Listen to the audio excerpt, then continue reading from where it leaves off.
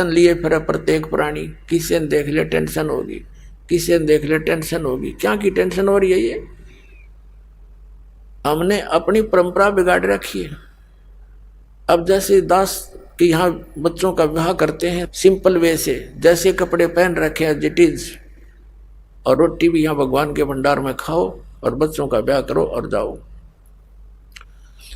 और जैसे घर पे भी करते हैं तो भी इसी तरह हमने ड्रामाबाजी नहीं करनी। परमात्मा ने ब्याह बच्चों का कर रखा होता है। अब हम ज्यादा दुखी इन बातों से है कि जिसका 3 बेटी होगी, अब उसको पता है कि समाज में किस तरह विवाह किया जाते हैं, तो उसका जीना हराम हो जाता माँ बाप का। और अब ऐसा होगा कि कितनी हो जाओ बेटी, खर्चा तो होना ही नहीं, सिंपल वे से ब्याह करेंगे अपने बच्चों का, और बेटी को नाम दिला दे भगवान का, सदा सुखी रहेगी। एक पिताजी कितना धन दे सकता अपनी बेटी को?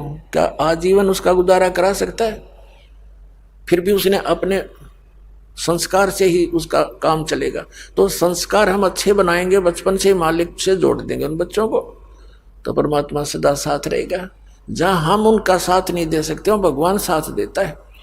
तो हम दुखी इसलिए हो गए कि हम परमात्मा की उस लाइन से दूर चले गए जिससे हमें सब सुविधाएं मिलनी थी। अब पहले तो जैसे पुनकर्मी प्राणी थे सतयुग त्रेता द्वापर में, उनके पूर्वजन्म की बैटरी इतनी चार्ज होती थी, वो कुछ भी साधना कर रहे होते थे और चाहे ना कर रहे होते थे, सारे सुखी नजर आते थे। जो साधना कर रहे थे वो ये सोचा करते थे कि हम जो भक्ति कर रहे हैं इसी से हमें लाभ हो रहा है, क्योंकि आत्मा भगवान की भक्ति बिना रह नहीं सकती। और जो नहीं कर रहे थे वो उनका गिनती नहीं। लेकिन पहले ऐसे कोई व्यक्ति नहीं थे जो परमात्मा की भक्ति ना करते हो, साधना चाहे वो कुछ भी कर रहे होते। अब भी विश्व में 70-80% व्यक्ति हैं जो भगवान में आस्था रखते हैं।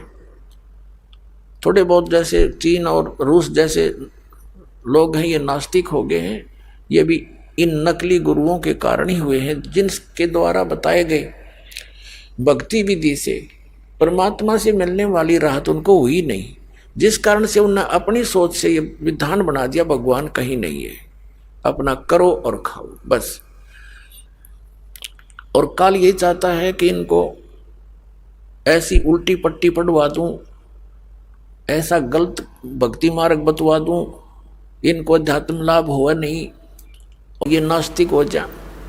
परमात्मा का ये प्रयत्न रहता है कि इनमें आस्था बनी रहे भगवान की। खुद आते हैं दाता, जगह जगह प्रकट हो जाते हैं, कि कहीं भी रह करके गुप्त, जैसे पहले तो मीडिया भी नहीं था, कम्युनिकेशन भी नहीं था, कहीं भी आ जाते थे, सुना करते थे। एक साधु 10 वर्ष रहा था, उसका पता नहीं, नाम गाम बताया नहीं, और वहाँ बहुत से अक्षेत्र को शिष्य बनाकर भक्ति विधि बताकर उनको बहुत से सुख देकर और अंतर ध्यान हो जाते थे, ताकि परमात्मा की आस्था चा इस बनी रहे।